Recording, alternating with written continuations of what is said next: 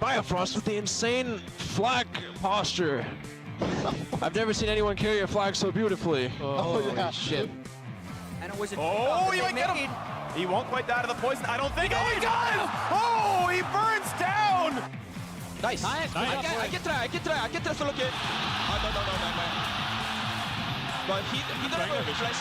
Back in this one on the front line. He's all alone. He's out of health. Oath back in. He can't quite kill off Smoothie. They're going to go for Biofrost. That will be TSM's. Bad no flash. Nice. There's two for C9. Careful. Hit Vlad. Yeah. Killing fine. Nice. Okay, we're okay. Yeah, we're fine. Don't worry. We got it. And the end. Use End the game. Yes. Okay, drop. Nice. Good shit, guys. Good shit. And game one goes to Cloud9. Welcome back, everyone. Toronto, what you see here is what's on the line here today. The North American Summer Championship. Cloud9 right now leading this best of 5 against TSM. The unexpected winner, Cloud9, the third seed, unexpected semifinal winner, won that series now against the #1 team TSM, who went 17-1. C9 took it.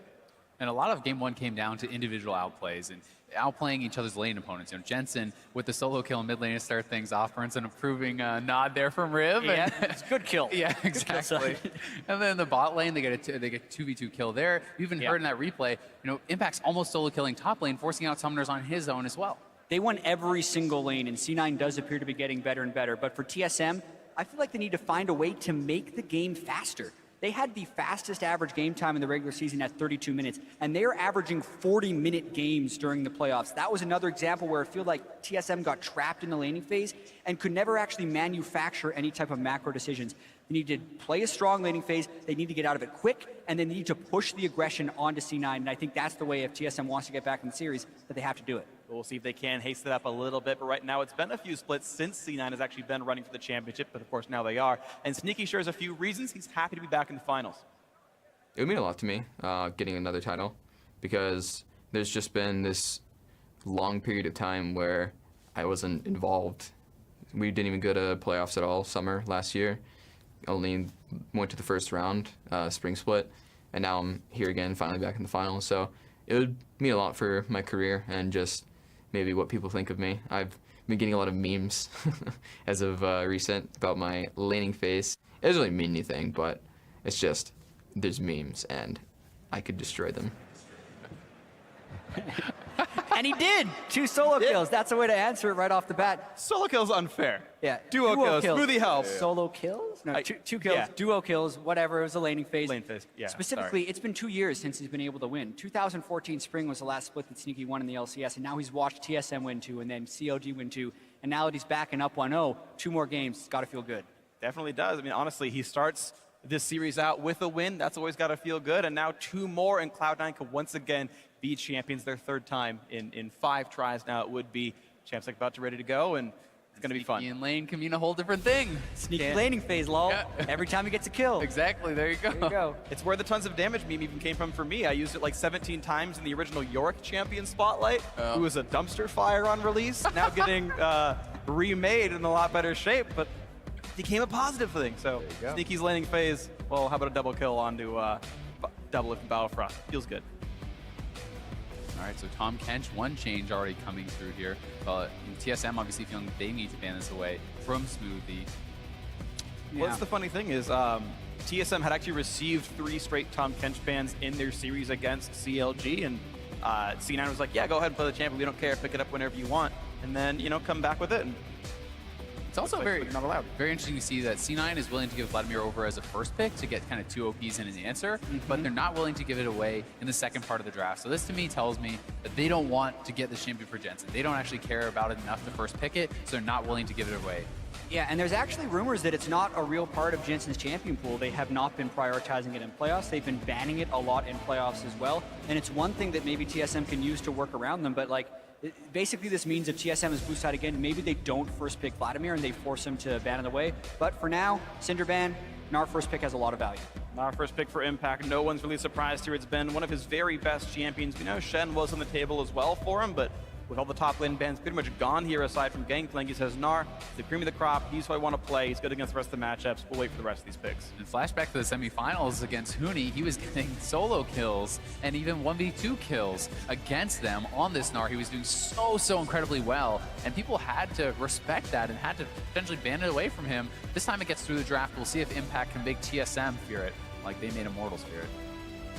Now TSM only really taking away one pick right here. You can see they've realized that there's no early obvious picks in the mid lane. They weren't willing to go for the early trundle that C9 had gone for in the earlier game this series. Instead, they put the Jhin back on a double to say this time we get the Rek'Sai. It's going to be better for us this time. Yeah, very early in the draft as well. If we think about the last draft, it was actually in the 3rd and 4th pick slots on the red side that the Rek'Sai ended up going. Yeah. TSM doesn't really show too much. They're just making sure they're still keeping Jhin away from Sneaky. They're decently happy about Double's play, and it's mainly the jungle priority. The question will be whether or not they put any attention towards Impact, who has been such an asset for Cloud9, creating pressure with absolutely no help.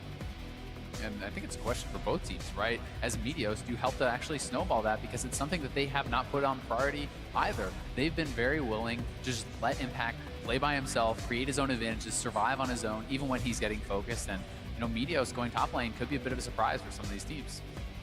Also add on top of this, whatever Haunter picks in the top lane will also be vulnerable to support Trundle's ult in the late game. So he's going to have struggling times in the laning phase, and then maybe even struggling times in team fights. So even though C9 isn't directly helping Impact in game, they are actually helping him fairly substantially through the draft.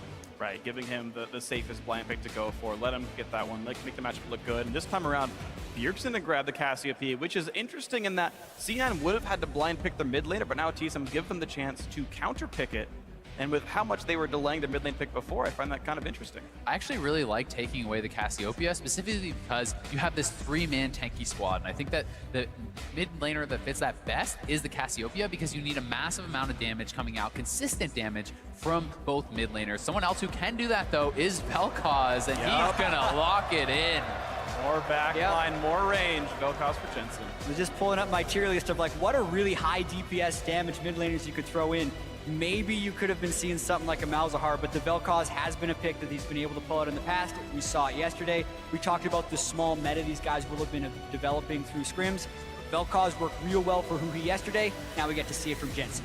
One thing, I had a chance to talk to Jensen about the Vel'Koz, and one of his concerns with this champion is he thinks the laning phase is great, but he always feels like because you cannot build defensively on this character, Abyssal does not work well, Roa does not work well, you're always susceptible to these ganks, and your jungler has to pay a lot of attention to you to babysit you a bit because of that. And luckily, because they already saw the Cassiopeia, he's not up against an assassin in which Abyssal Scepter will benefit him. So that is the counter pick value that they're able to get. So yes, TSM does deny him Cassiopeia, but they also pick him into one of the more favorable matchups because he doesn't have to worry about being hit by an assassin. And definitely the case here. So Jensen finding a mid laner for himself, but of course we have seen how good Cassiopeia Rek'Sai can be from game 1 here. Different matchup, of course, but we'll see how it plays out. Another echo through for Haunter. It's a different tank for Battlefront with Tom Kench banned away. Even though Taric could have been fun, he's got to go for the Braum to hold that shield in the front line, to keep the Jhin, to keep the Cassio safe. And it is another sort of 2-threat comp with Haunter maybe pitching in based on how he does. He can kind of jump between being a tank and being a real damage threat and being a diver based on how the game goes and how his laning phase looks. And we are ready to go into game 2 as the coaches shake hands. We are ready to get this one started and get game 2 underway. So show us your LCS fan support at home. Support your team. Send us photos of your battle station with the team with all your battle gear, whether it's TSM, C9s, whatever it is. Hashtag lock in with those tweets. Let us know how swagged out, how decked out you are, because game 2 is underway as we continue to find out who is the best team in North America. Pretty decked out here, sold out for the finals at the Air Canada Center. It is incredibly loud for us in here. Game 1 going to C9. A lot of people favoring TSM here, but it's a long series as well. TSM actually made a playoff run a couple years back where they dropped the first game of every series and then ended up winning the next 3. So both these teams need to have strong mentalities, take it game by game, and we're into this one. And as C9, you can't expect to always get those advantages in lane. It's often TSM that are carving out those edges. So we'll see how this one's going to go. Well, you can see a deep invade by TSM right now heading down. A Trinket Ward will spot whether the Krugs start by a jungler or the duo lane. Sneaky hides in the brush, sees it goes down. Svenskeren saying, don't you dare ward my jungle, and so Jensen doesn't. Yeah, another defensive line-ish start right here, but getting that one deep ward is pretty nice. It's all about trying to read where the very early jungle paths start. Because a lot of times, since the lane swap changes, the junglers are kind of doing a double buff rush and then trying to get control of the bottom lane scuttle crab. So by getting that ward in at the Krugs, they can kind of surmise whether or not Svenskeren starts at red or if he starts at Krugs, and that can tell you a little bit about his path. Would also be pretty interesting to see if there's any sort of aggressive pathing towards mid lane, because Gragas is a very explosive early ganker, and if you can land a body slam flash onto Bjergsen, follow that up with Jensen's stun, there's a lot of potential there to get a kill. And right now you're going to see that all the jungle starts are accounted for. C9 can see that TSM has started Krugs with their top laner and jungler, and a similar ward on the Krugs shows that C9 are using Krugs for their dual lane, which you can pretty much always deduce the fact that Meteos has started Gromp by the left-hand side. So both junglers starting top side. You can do a quick 3 camp and be top again at level 3 early on, but most typically they'll be bottom side around 3 minutes in, and be careful where you are in the lane when that happens. Both dual lanes also took a camp and arrived exactly the same time, so even start for them. Level 2 gets hit by both marksmen very quickly, but it is C9 with a very early shove. I'm expecting some fireworks in this bottom lane here based on what happened last game. Yeah, if you talk to Matt from the support stream over the weekend, the prior one, he said you basically try to shove in the first 2 waves if you're the push lead, and then have the third one bounce back toward you. Now the lane is going towards your turret, now your opponents are overextending, right at the time your junglers are coming out of their level 3 camps. And Bjergsen actually gets a pretty deep ward there over by the rafters, so moving up himself, warding that out, he will be able to spawn out Meteos there, and there's the pings. They know exactly where the Cloud9 jungler is. Valuable information to know what he's up to right now is he's got so far a fairly equal trade of resources all said and done, but it does mean you at least know what the next possible routes are going to be. Nice damage out from Hans. They're actually getting a much better side of the trade, but then Elite makes it a lot closer. Yeah, and that type of aggression can be played in that lane because of the wards that Smoothie had just gone and found, so he knew he was pretty safe to try and bully Hanser a little bit. You saw the early blue buff handoff, just like we saw in game 1 to C9's benefit. Now it's Bjergsen's Cassiopeia who gets an early blue buff. Jensen is going to have to respect the oodles of mana coming out of Cassiopeia, which means heavy pushing if she wants it, or it could just simply mean the mana to always go for an all-in, and you can see the threat right there. Nice by Svenskeren. Yeah, that's what an early ward will do. I mean, even just double us saying, hey, they took Krugs, will let you know, but simply timing the fact that this is how long the camp's going to take to respawn, be there to counter jungle it, good jungling. Really nicely done by Svenskeren, and this could set up a mid lane gank because he's kind of snuck in there undetected while Svenskeren is off on the other side. An impact with a very early base and a TP back to There's lane. the gank! There's the gank! First knockup flash comes in, Jensen flashes the follow, but here comes the re-engage! The burn down, the poison, it's gonna take him out! And a first blood comes through for Bjergsen! Bjergsen strikes back with a lot of help from his jungle Svenskeren there. Flash knockup, they get both summoners, but they burn 3 as well on their own side. The early blue buff, the entire early game, the counter jungle from Sven, that all led up to that moment, and it gives TSM an edge. Gives him a big edge, and if Jensen had landed that stun, it could have been a first blood going the other way. He was so close to actually landing those skill shots. Doesn't go his way, though. Oh, yeah! Better right-clicking by Meteos, got close to do it. The smite didn't quite land on either front. But of course, a very good start for the TSM mid laner. So far, so good. The Cassiopeia blind pick paying out nicely. Just a great flash knockup, and the debilitating poison, of course, guaranteeing Jetson couldn't flash out early. And here it is again. Svenskeren with such nice pathing, full commitment to that. And look at those skill shots, just barely missing. The turret was on him. If he lands that stun, he gets the kill. And I also do think it's critical that Bjergsen ghosted during that. It gave him more move speed with which to sidestep the skill shot at the end. It was a nice try by Jensen, but at the end of the day, he's in the reverse of the matchup he just got to play. It's an early tier for the Cassiopeia and potentially a lot of bullying in this lane for Bjergsen. He's level 5 to 4. For a second, I thought he's level 6. My angle was wrong. I was like, oh my god, 2 levels. But just the one. He will hit 6 first, and that'll be big.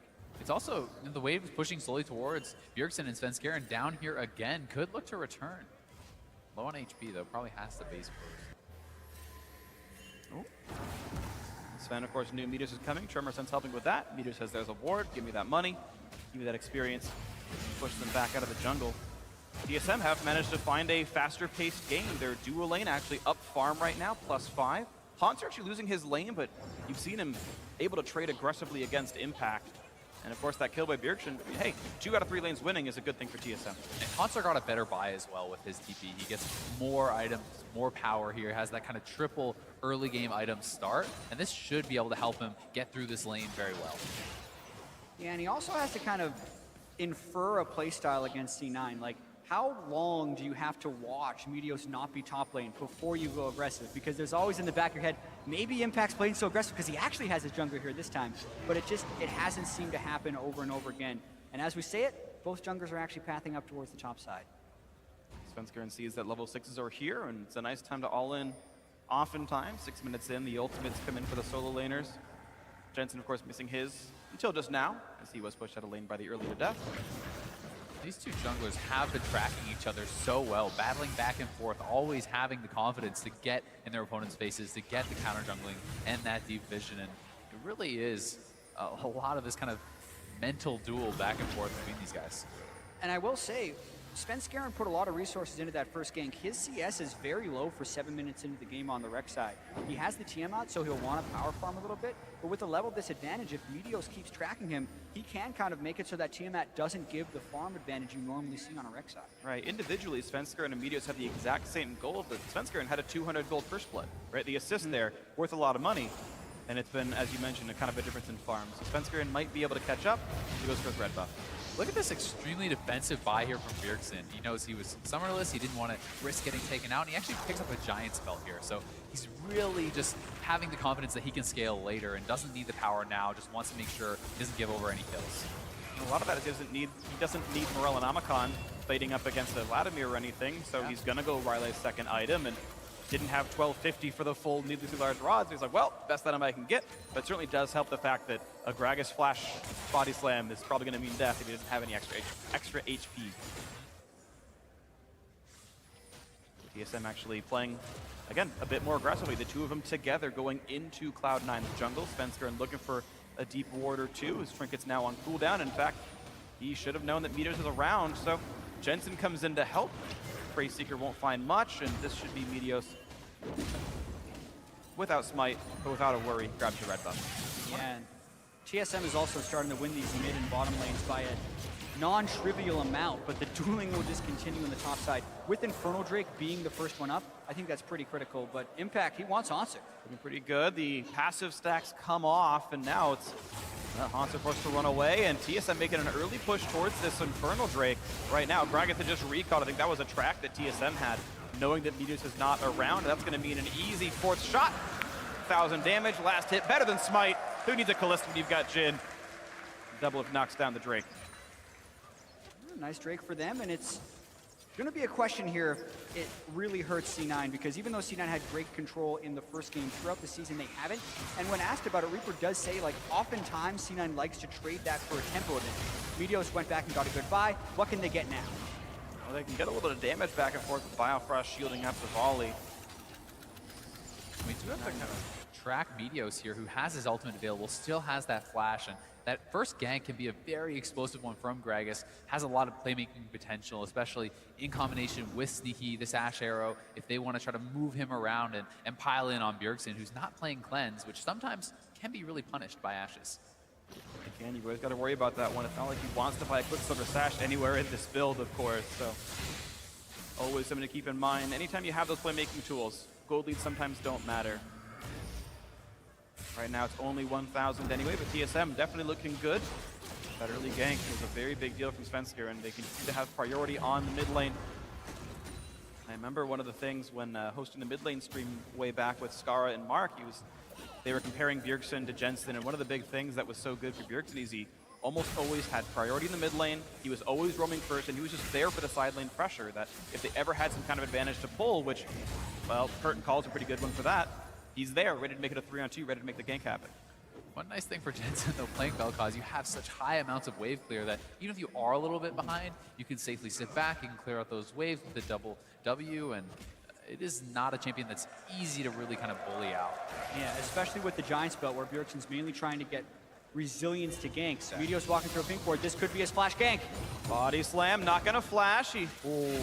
he was trying to play a mind game. He actually wanted Bjergsen to flash, expecting the body slam flash, and Yeah. a lot of That's respect. a dangerous game not to flash if you're Bjergsen right there, but he saves his flash because he was willing to call Meteos on his bluff. And maybe he has the confidence he can just reactively flash that one. It's just pretty crazy. Flash is instant. You can't reactively flash a flash. I think Bjergsen knew the exact range body slam flash could reach because he saw him on the pink board, says I'm going to be exactly this range away, and just holds that line and says, if you flash, you're not going to catch me. I know the range is better than you do. If I'm playing in Bjergsen's mind, that's what I'm thinking, is to play at the range where you aren't even available for that option. Either way, though, he makes the right call, does not get flashed on, does not lose his own summoners either. Didn't even go to been the safer option if you were afraid and caught unaware. So all summoners up, and the first time Meteos actually walks into a lane, nothing happens. Very true, and the CS is starting to equalize between him and Svenskeren as well. You speak about the Ash Arrow that could be influencing the rest of the map, but in order for that to happen, I do feel like C9 would need to get some type of priority on the bottom side, because right now I think they have to save the Ash Arrow in case of TSM aggression, since with the Braum and the Jhin, they can get quite aggressive in that dual lane if they get a gank. Certainly can. And Reactions. both junglers actually down here on the bot side. Jensen's starting to roam as well. Right now, it's Smoothie getting rid of the board. Here comes Svenskeren. This could be a fight. The support's very low on health. Smoothie's got to run back, and a great flash by Double. Gets away from Enchanted Crystal Arrow, and Svenskeren knocked into Smoothie, and here comes the teleport. Hanser's part of this engagement, and Sneaky's getting low. He flashes to stay alive. Impacts in the tray as well, and suddenly Sven's out of health. There's the first kill coming through. Suddenly, it's going to be a lot of kills coming through, but here comes the re-engage. They've found one, and no more snipes come through for Double. However, it's still +1. TSM getting a 2 for 1. And Hanser sneaking around here on the side. They're potentially looking for more, but they will go for that first turret. Man, what a close fight right there. It was a risky ward for Smoothie to track. He had Meteos behind him, but Doublelift flashing the Ash Arrow does give TSM a little bit of an edge, even with Jensen roaming down with his Ghost. Plus, they get that first turret. That's a big gold lead. 3,000 for TSM. We can see how it all happens right here. Yeah, and Smoothie really far up there. They commit to the fight, and Meteos not able to really ult any key targets in. And look at that reactive flash from Doublelift flashing out of that Ash Arrow as Svenskeren gets knocked into the team. Doublelift is safe. He's in the back doing lots of damage while Sneaky is already chunked out of the fight. Now, Hanser came in from a bit of a strange angle, so when he ulted back, he couldn't make it. Right here, though, Doublelift opens up with his ultimate, hits his first, misses his second, and then cancels. I'm really surprised he didn't try to get the last 2 shots off because he may have gotten another kill. Smoothie and Sneaky were both 1 shot away from the kill. Yeah, surprised me live as well. I thought I'd missed kind of the bullets, but no, he just simply right-clicked and said, I'm Doublelift. I have to right-click my enemies to kill them. Oh. That's why I waited for the replay, Freak. I was thinking the same thing. We had the same thought. Like, let's just make sure. Better to be thought an idiot than open your mouth and prove it. Too late. Your mouse. If you open your mouse and you have a trackball in it. Fair, that's what Doublelift did. He moved his mouse and proved it. Just unlucky sometimes. I really feel like Doublelift isn't playing on top of his game so far. Like, his Jhin looked amazing in the semifinals, but I've seen a lot of missed kill shots from him and some questionable plays in these first 2 games of the series. TSM does have a 3,000 gold lead, though, and it's getting pretty big. Yeah, that said, I mean, he's up in CS. He's 1-0-1. He's definitely off to a pretty good start this time. They're looking for impact. Flash chase, 3v1 impact in a bad spot, but he's Mega Gnar, hops around, gets rooted up, a big stun comes through. Meanwhile, Jensen in a bad spot against Bjergsen. The first kill happens in mid lane, and the solo kill. Look at that, another 2 for TSM. And we said TSM needed to accelerate the pace of the game. Yes, winning lanes helps tremendously with that, but they quickly go to the top lane after taking the bot lane turret, and Bjergsen gets the solo kill. And that's another blue buff also going over to Svenskeren and actually wins the smite fight against Meteos, who hit that button a little bit early. And look at that, 2 turrets to 0. This game, a complete 180 from the prior one. TSM back with a vengeance. Bjergsen's working on the mid lane turret. They're going to be able to get turrets all across the map, or at least a lot of damage down here. Getting out of the laning phase early can be so huge for TSM because when they're at their best, they play faster than any other team. Such a quick rotation in the top lane, and then they didn't lose much on the other side. They technically traded outer turrets in the top and bot lane, and then Svenskeren was very quick to assist Bjergsen with that turret take to give him a very large lead. Yeah, this gold lead is just ballooning. They're almost 5,000 ahead at this point. 15 minutes in, that is nothing to sneeze at. It definitely looks like the TSM that has been winning North America so far as we watch this top lane fight again. Yeah, and they have Impact pretty dead to rights. He's trying to gnar all back and kind of live in his turret, but TSM isn't close enough to really draw the turret aggro. Bjergsen also was willing to go right on top of the CC from Jensen because he knew 1 spell would kill. But the important thing to point out about all that is C9 was too far behind on the map play to make anything happen substantial after that. So it was all advantages for TSM. Beautiful so far by the favorites here in this matchup. #1 seed TSM, 17-1 in regular season matches.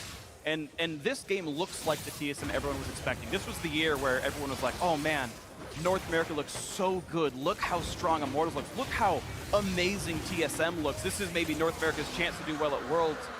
And then through the semifinal and through game 1 of the series, it didn't look like the same TSM. They were slow, they were afraid, they were waiting for their prey to come to them. And finally, it's back to regular season TSM. Vicious, aggressive, taking their advantages constantly. Speaking of advantages, top lane now, that was kind of one of those advantages that C9 had, and Impact was able to bully him out, and now it's not happening. Ooh. Explosive cast, I think he tried to time it against a tunnel. Didn't get it right. Yeah, a little bit too far in. Rift Herald actually being attempted by TSM. This is a very high health objective. Could actually be the catalyst to start a fight here. Arrow's gonna land onto Biofrost, probably one of the best targets TSM could hope for. Pillar to stop the disengage, but it's still tanks in the front line, and all they really achieve, C9, is making TSM get back. Their health bar is pretty good. They've got an Ocean Drake, so they can regen off this objective, and look at that, Biofrost pretty healthy thanks to that one. TSM moving in now, they're looking for the fight. Meteos a little bit low, here comes the damage output. Sven actually forced a flash over the wall. He was on the wrong side of that one.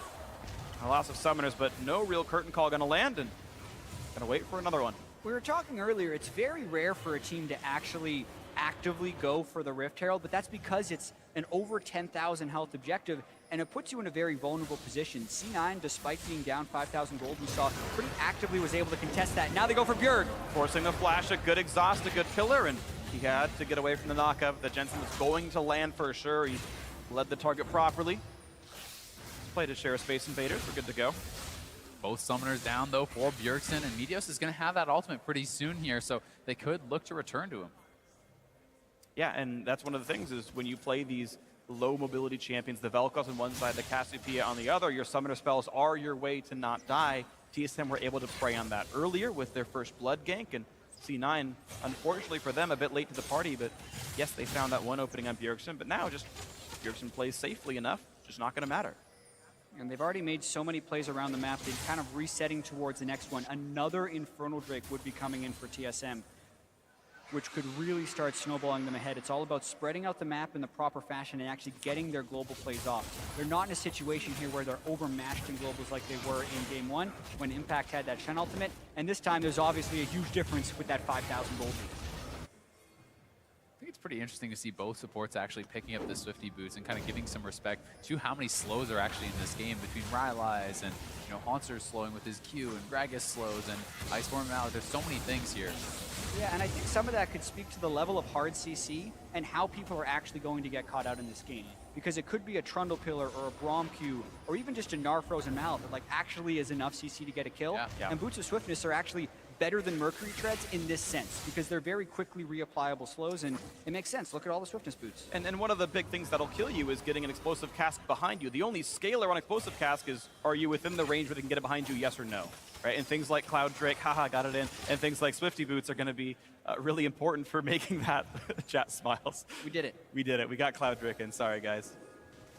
On the other side, Meteos, he's going to be prioritizing playmaking, picking up the Lucidity boots, and I think that's a good way in, especially when you're behind. But just in general, I love those boots on Gragas, giving you the lower summoner cooldown, more CDR, you can have the ultimate and the flash up more often, and ahead or behind, you can take someone out if you land that perfect ultimate. And that's going to have to be the way that C9 gets back in this game. Meteos has had some tremendous Gragas ultimates in the past, and Cassiopeia is a low mobility target as well as the Jhin that they need to be able to pick off. The very best way for them to do that is with a flash from Meteos. You've talked a lot about how TSM needs to keep that pace up, and over the last couple minutes, they really have slowed down. The gold lead has actually closed a little bit over the past 5 minutes. They haven't been fighting, they haven't been looking for those kills, and this is where C9 is in their comfort zone. And don't get me wrong, TSM still has control of this game, but you do not want to sit back too long and let these guys scale. Yeah, the item advantage for Jensen and Bjergsen right now, Bjergsen is way ahead of him with the completed Rylai's Abyssal and a steer attacking. Jensen just sitting on a Morellonomicon and upgraded boots, nowhere close to his next fully completed item.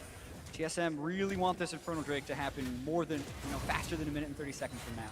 Sure, of course, but it's not too terribly far away. We'll see if it comes in soon enough. Gold accruing on several members, 1,000 on 4 different people on the map, 2 on C9, 2 on TSM. They'll recall before it's too late for that, but otherwise, yeah, it's been an equal trade of resources. You're seeing the farm kind of equalize in a lot of these lanes. Quick root and a smoothie. Curtain Call gonna land 1 shot of 2, 2 of 3. The 4th one comes in and pegs him right in the back of the head, so Smoothie's low, but he's got a minute to recall before this Drake does spawn. And the thing is, TSM have already killed the outer turret, so it's not exactly easy for TSM to take meaningful objectives. Yeah, it really felt like they pretty much just used that Curtain Call to get wards. It never really had a substantial kill threat. They did get the wards, and that could prep the Drake, but now they're down a Curtain Call for when Drake comes up. Yeah, about a minute and a half on that cooldown, so if they play it quickly, it won't be there for the Drake team fight, but that's just based on how the game goes. Of course, 5,000 goldie might be enough to dissuade C9 from standing up to it. One thing to track too here, Impact is going for that kind of more 1v1 split push type build, building towards the Black Cleaver, and he's looking to get an edge here over Haunster, and if he can do that, that is a way to slow down the game, to spread out the map and try to have C9 just kind of farm their way back into this, because if the goldie stays the same, the more time passes, the better it is for C9. And it seems fairly unrealistic that C9 could win a fight at this Drake down 5,000 gold. Impact just popped Meganar as well, so he's going to be mini most likely for this fight. It would be immensely dangerous for C9 to do this. The best case scenario is if C9 can get the mid lane turret while the Drake is happening. But they're dragging Impact down the map. They could have said, let's go 5-man top and knock down the outer turret that no one's around, but instead they are positioning for really this want one. to fight. Smoothie's at half, runs through the poison. Drake getting lower and lower. Meteos walking forward, can't land the smite. That's going to go over to TSM. They've now got extra stats for this battle. C9 got to walk back out towards the mid lane. They did not find the way in. They couldn't get the steal either. Nothing gained in this trade for C9. There's a sea of Jhin traps in the way, and they know about the gold discrepancy. I'm very surprised that Impact didn't just immediately turn to that mid lane turret and have the rest of C9 try to get TSM to come through a funnel where they'd be vulnerable to Vel'Koz. It almost felt like they were just trying to have the team there as an insurance policy for Meteos stealing the dragon. If he steals it, if the other team commits to a fight, they can maybe get a return fight, get an advantageous engage, but was not meant to be there for C9. TSM gets the dragon, extending their global advantage. Yeah, you just have to wonder if a 20-80 chance that Drake is better than just getting, 80% of a mid lane turret's health, or even all of top lane by leaving Impact there and maybe just sending Sneaky for the rest of the damage and, hold the mid lane 3v5. But C9 get nothing for the effort. TSM dedicate 5 people to the river, walk over the Drake, and walk back with control. Yeah, the Duskblade gets completed by Double Lift as well, so they're at a big power spike. Only get so many shots if you're Meteos, and that's another miss. And I feel like you maybe should have committed, right? Maybe should have gone for the flash there, and had he actually knocked Bjergsen in, it's probably worth even just the summoner trade. If Bjergsen flashes out, you flash in, you have those Lucidity boots, you have that playmaking ability, and you need to have the confidence to commit to those plays if you're going to get back in. Bjergsen couldn't build Lucidity boots even if he wanted to. Yeah. No way he could match Snakes the don't flash wear cooldown. boots, chat. Snakes don't wear boots. Maybe on your head, I've seen that image, but not the case here. Sometimes a snake is in your boot. I've heard that adage as well. Also not in this game. Thankfully. Yeah, just no snakes in our boots. We're good here. We're safe. That is a very early Guardian Angel for Meteos. Wow, that is Runic Echo's GA. Yeah, I do not necessarily agree with that. A lot of times Guardian Angel is better on tanks, but he's not a tank yet, actually. He has his Runic Echoes and a GA. Yeah, he has like barely 1,000 health. 2,000 health, I take it back.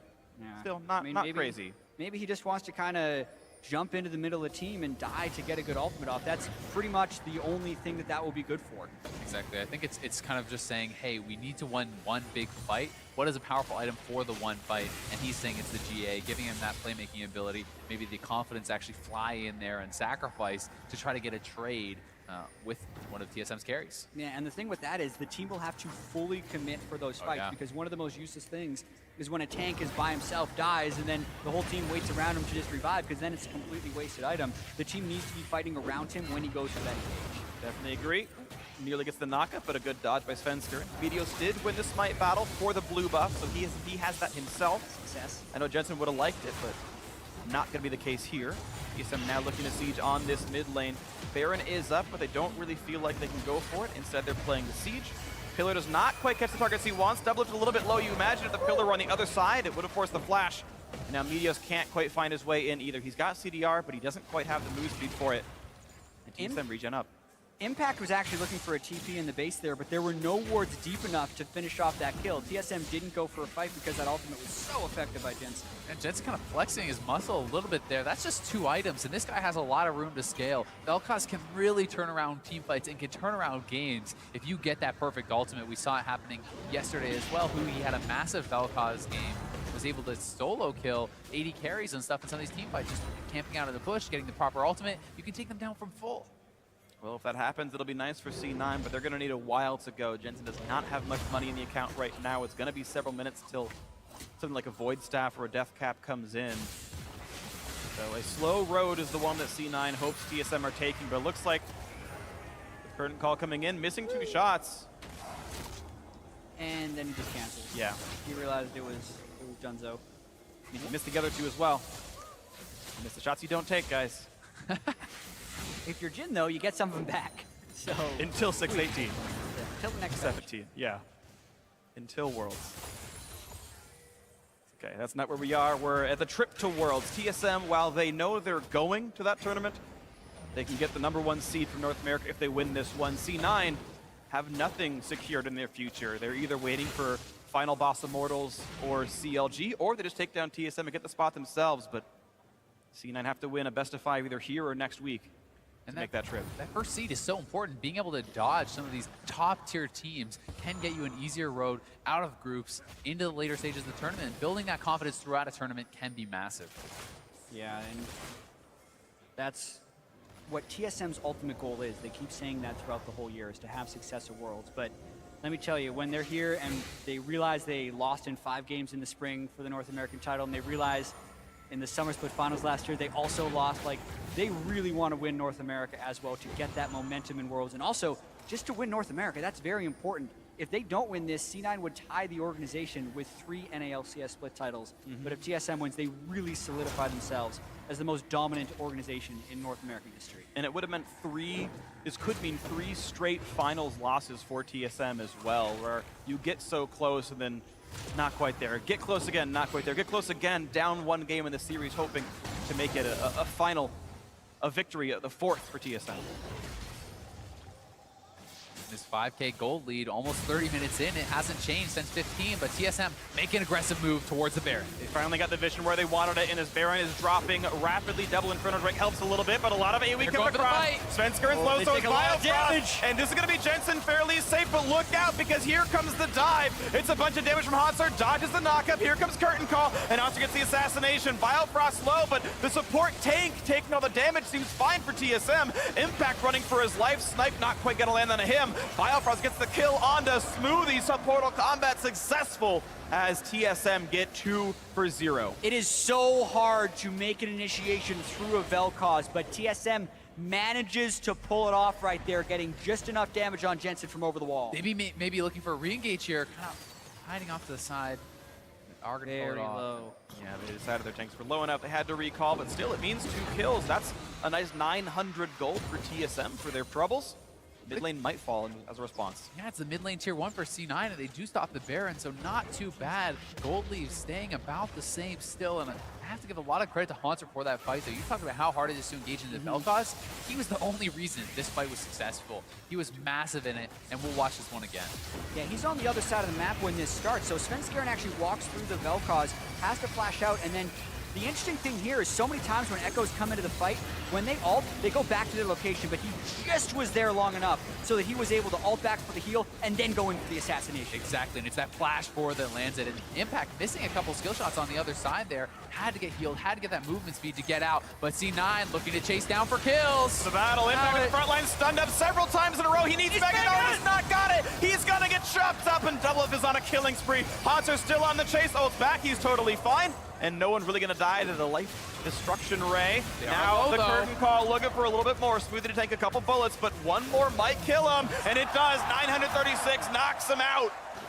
TSM, another 2 for 0, another objective. They've got a Mountain Drake. TSM are playing these fights so well to a nice edge, barely able to survive, always knowing their limits, and they are moving straight to the Baron. The in and out play by TSM, and specifically Haunter, to take damage, disengage, re-engage with the ultimate from Jin has been so clean.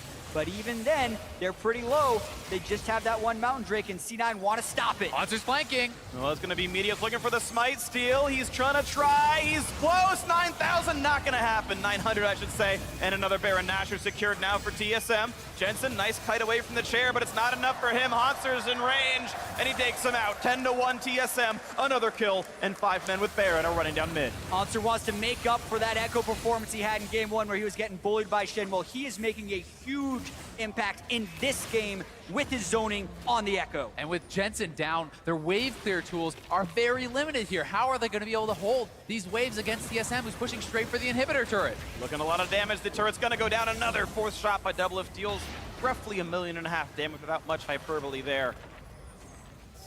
9,000 the lead for TSM, almost 10 as they look for top lane. That's going to actually make it now. Yes, a 5-digit gold lead. TSM up over 10K as they recall and reset and look to tie the series up. Yeah, watching this origin of the Baron, so to speak, was the extended fight after the Drake, and TSM really just kind of hoping to bait C9 in. Being able to finish off Impact was huge. It was also critical. Meteos used his ult to try to steal the dragon, then didn't have it for the fight. They had no disengage tools to get Haunter off their backline, and that ult couldn't take him out. Yeah, the Vel'Koz ultimate also didn't really do much else aside from force his ultimate back, and the long-range re-engage there with the curtain call was huge. No one wanted to step in front of it because they were all also high-priority targets or even higher priority targets that can get killed. It's just disappointing. Jensen had full health, and I know you don't want to be slowed as the mid laner, but you're not going to die to that shot 100% of the time. I don't think he died to the shot, but I think he would have died to the team because Maybe it's so. going to slow him as well as taking half his health, which is, I think, why they ended up having to tank that up. Unlucky, smoothly unable to dodge that last shot, and Doublelift, much better aim than he's had before, takes out another kill. 4 for him, feels pretty good. TSM looking solid now. Bot lane gone as well. 7-2 in turrets. They are crushing this one by all possible metrics right now.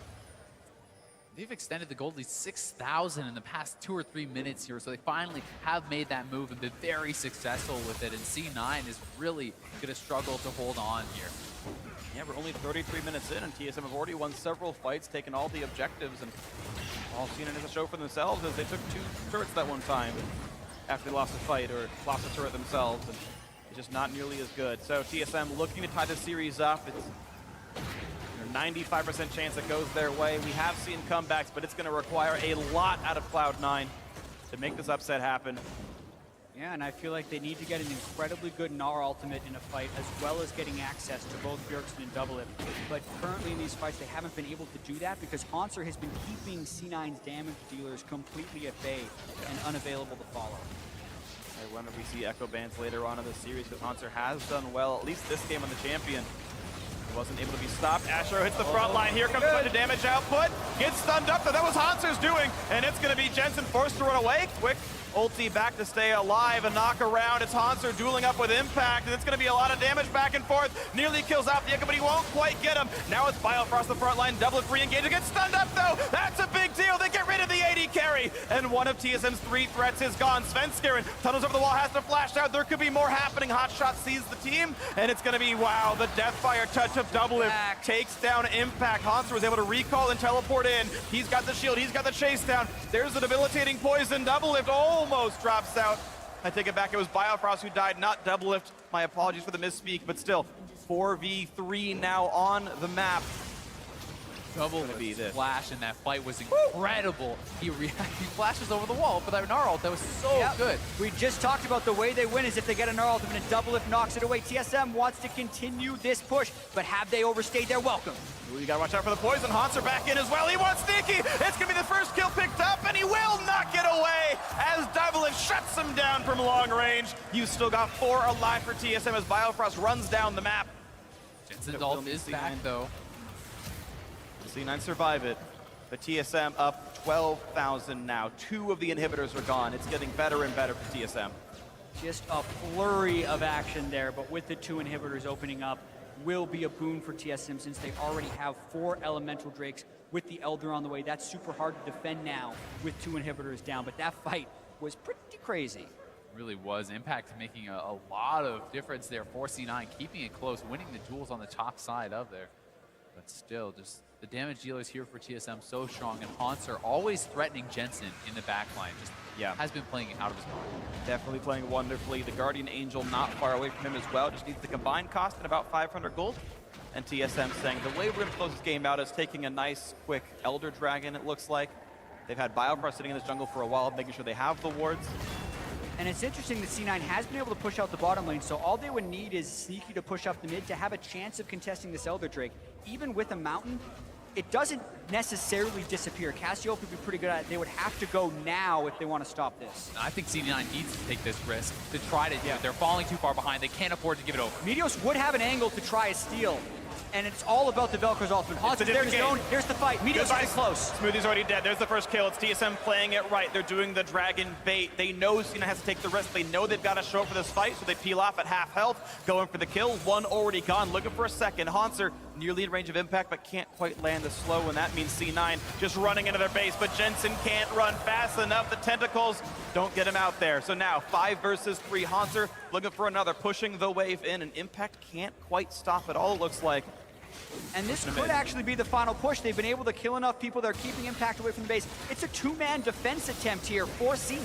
4v2 to close out the game. Meteos rooted up. Guardian Angel gonna go down. He's been dropped already. Here comes the final Nexus turret. Here comes the series tying game win. Bjergsen tanks the arrow. Doublelift is legendary on this Jhin. When he got killed in lane last time, he's the carry in this one. And game 2 goes to TSM. 8-0-6 for Doublelift on the Jhin. An incredible performance as him and Bjergsen really were putting out so much damage, and impact was just, Haunter rather, who had massive impact going on to Jensen in every single team fight. Yeah, and the resiliency of both of these teams is going to be tested. We clearly have a series on our hand. After being solo killed in mid lane and losing a 2v2, Bjergsen and Doublelift go unkilled in the entirety of game 2 to come and even up these series. That is how you answer back after a tough game 1. Absolutely agree, and TSM also just looking like the TSM we expected before playoffs ever happened. Doublelift saying nerves got to them and they won too slowly against CLG. It didn't look like that trademark TSM aggression. Game 1 also a bit shoddy, losing lanes. That's not typical for TSM, especially not for players of this caliber. But game 2 looked like they never missed a beat. That was standard 2016 summer TSM League of Legends, and it looked great. And I think it's also because they got out of lanes before 15 minutes. I really do feel like TSM has to capitalize on that advantage of having better macro play than C9. They have all native English speakers. They've been really quick around the map the whole time. They praise each other's shot calling constantly, and being able to maneuver like that and rush all the objectives and force C9 into decisions really worked well for them. So a beautiful game by TSM. They, of course, strike back now and tie up the series 1-1. And once again, it's time to check in with our analysts. So, Riv, it's all yours. Thank you very much, guys. We're now down to the best of 3, and really we had one game where Cloud9 wins it, and it was pretty much replicated by TSM on the other side, and mostly what people expected to see coming in here. We look at all the lanes, and we were pretty much right. They come out to be quite even, with our featured matchup being in the top lane. It's actually highlighted that the jungle is the place where there's disparity. And particularly when it comes down to the Gragas versus Rek'Sai matchup, when you pick Gragas, you have that team fighter, you have that late game presence. Whereas when you go with a Rek'Sai, you have an early game pressure, you have the ability to make plays around the map, and you control the tempo from the start. And that's what we saw with Sven going for that first gank around mid lane, and once that happened, he was able to really snowball Bjergsen. But on his side, you cannot afford to fall behind as TM at Rek'Sai. You need to be able to keep up in CS and get significantly far ahead from that point on. But we saw him just moving around the map in uncharacteristic movements. Back to the beginning, though, the first blood that he did get off, the gank with Rek'Sai. This is the reason why everybody's first picking the champion, right? And Bjergsen is not only able to make the adaptation, hey, I need my jungler here, we're going to go for this first blood, I'll first pick the Cassiopeia as well. Exactly, that was a blind pick cast. And they're the ones that are going to get that first blue as well. Really coming out strong. They felt like the picks and bans really were in their favor. We said the cast, the Rek'Sai was there, they focused on the mid, but they did what C9 did in game 1, is they also quickly focused on the bottom lane. Yeah, and I think the scary thing for C9 moving forward is the fact that they had this Vel'Koz counter pick prepared, and it really didn't quite work out. I think everyone knows that it's pretty strong to Cassiopeia, but if they're able to keep focusing it and set it behind, and then Bjergsen starts getting solo kills as it gets further and further away, C9 has a big problem on their hand, because if you come in with a game plan of like, we can leave Cassio up and we don't need to prioritize it highly because we have a counter prepared and that all falls apart. What do you do next? Well, definitely want to get that first replay on. We've been talking about it so much. The first blood gank coming in from Svenskeren, and this is where we thought the jungle proximity would be. All over Jensen and all for It's Bjergsen. a great angle from the Rek'Sai to go in through that. Really hard to expect it as a mid laner, and then just sidestep from Bjergsen to make sure that he doesn't get hit by that knockup. Tanks the turret just perfectly, and similar to game 1, that poison final tick getting that kill, which is always exciting to watch. Yeah, they've worked out the little kinks there, right? Because they were both fully dedicated to that play, and the slight sidestep with the extra speed from the Ghost, allowing him to get the first blood. And it really was, as we said, in TSM fashion coming into this one. There weren't too many huge replays to see because when TSM wins a game methodically like that, they win small skirmishes, they continue to keep the opponent team behind. Right, and what I like a lot about TSM is they're always trying something, even when it doesn't necessarily result in anything. There was that red buff contest where both Bjerg and Sven kind of moved in for it, and the fact that they're constantly looking for these little things that they can do is kind of what separates them from C9 for me, where like C9's really good at capitalizing on mistakes, they can punish you, they can get their advantages, but if it's not Meteos doing something, it seems like they don't have quite as many things prepared. And that kind of play style puts so much pressure on Cloud9 to react every single time. So you have to constantly be thinking, okay, what are we doing next? Because they're making a move on our side of the map. We need to be ready to either defend it or answer with something else. And it kind of accelerates the shot calling that you have to use during that match. And if you're not comfortable playing a high tempo of pressure, then you're just going to get collapsed on and rolled over. And luckily, Cloud9 did not quite do that, but it was still a rather one-sided matchup for TSM. So we saw, as we said, the disparity in the jungle when it came to it. When the lanes did spread out, when they did break out into team fights, it was Haunter coming up big, stopping Jensen on that Valkaz. Other things happening, and then the base fight in the bottom side. I call it the big base brawl at 33 minutes in. This is where we saw TSM finally saying, we need to put our foot down because in this finals, we also have to show dominance when we're in the league. I think when you look at the team comp that C9 has, it's actually pretty hard for TSM to get really involved in this fight. It's a lot on Hansa to go mess up C9's backline because Cassiopeia is not going to get in easily, Rek'Sai is not going to get in easily, Jin's not going to get in easily, though he can't shoot from the backline, and it's really on him to play a lot of these fights super well. Excellent flash there by Doublelift to make sure he doesn't get Gnar. That kind of helped keep them in this fight, but then it's going to be Hansa who comes flying back in with the TP after going back to base and healing up. That's going to really allow them to start picking up some kills. And this fight was even one of the ones later in the game where TSM had a bigger gold lead. Haunter was doing this earlier when the gold was much closer and the stakes were even higher. He was the one stopping the constant damage output from Vel'Koz. And the reason everyone fears this champion is because the long-range, constant, DPS they can put out with the true damage, but disrupting that was, yeah, exactly. 25k from Monster to 15 from Bjergsen. I did not expect that. Yeah, you always look at Cassio as kind of like the machine gun maze, just like constantly burning people down. But when the other team's comp is so long range, it's really on your divers. That's Monster almost alone. Plus, the amount that he was able to dodge out ultimates from Cloud9 with his own ultimate, it was really able to create space for his team to fight. I was worried for TSM in the draft just because, okay, there's only one champion that can get into the backline for TSM. If they don't, Vel'Koz and Ashe will just tear through everybody. And to my surprise, Haunter actually pulled through and he was able to dish out so many nice stuns. Some of the early ones were a little bit questionable, but as he got used to it, time and time again, just zoning out the backline, and they have no answer. What does Ashe and Vel'Koz do to a Trinity Force Echo? There is a huge difference between a low-skill Echo and a very high-skill Echo. Even between medium and high, right? And I think it was Smeb last year at Worlds that first opened my eyes to how ridiculously much Echo can pressure in these team fights and really control them if you can actually get that parallel convergence in the right place and zone off the carries. And right before we throw to break, Mark, I want to hit you up is you were saying the takeaway of this Jhin, even though Doublelift hasn't played it, is TSM now going to blue side? Do they keep with that, taking it away from Sneaky? What does it change? I mean, it's hard to know exactly how high in priority to raise the Jhin because I don't think Doublelift looks like a world-class Jhin player who's like a master of it, but we know Sneaky is. And just taking that away from him and forcing him to play the Ashe side of this very common Ashe Jhin matchup might be keeping Sneaky just a little off-tempo and not doing exactly what he wants. Because we saw, TSM's totally fine in their bot lane. They had a mistake in the first one, but now they look much stronger. All right, well, we're all tied up at 1-1, taking a quick break, but stay with us. The NALCS Summer Finals continues live from Toronto in 3.5 minutes.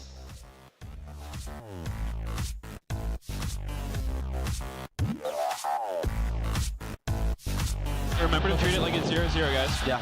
Yes. Not over. Not even close. We're good, dude. We have fucking bad games. Everyone has bad games. Doesn't flash the follow, but here comes the re-engage. The burn down, the poison. It's going to take him out. No. Nice. Can we see? You have a wave. You have a wave. I just say you have to slow Deltas. You can turn the flank. Hops around, gets rooted up, a big stun comes through. Meanwhile, Jensen in a bad spot against Bjergsen. The first kill happens in mid lane and the solo kill. Sneaking. I'm an Ash. I killed Deltas. No. Look at Nah. Smoothie to take a couple bullets, but one more might kill him, and it does. 936 knocks him out. It was just a warm-up game before. This is a warm-up game. And game 2 goes to TSM.